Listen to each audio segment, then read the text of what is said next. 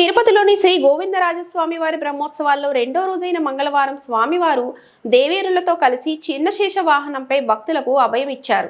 ఉదయం 7 గంటలకు వాహన సేవ వైభవంగా ప్రారంభమైంది.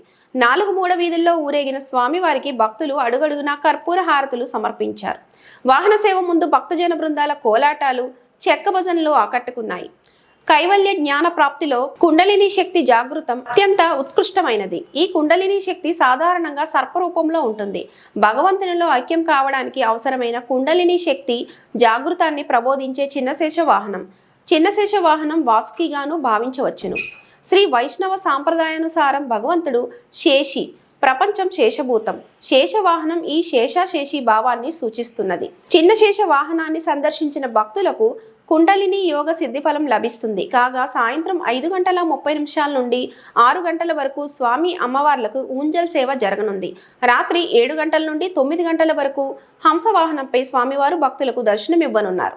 ఈ కార్యక్రమంలో Shri Shri Shri Peddajeeyangar Swami, Shri Shri Shri Chinajeeyar Swami, TTD deputy EO Savi R Shanthi, AEO Munikrishnareddy, AVSO Mohan Reddy, పలువురు అధికారులు, శ్రీవారి సేవకులు, అధిక సంఖ్యలో భక్తులు పాల్గొన్నారు.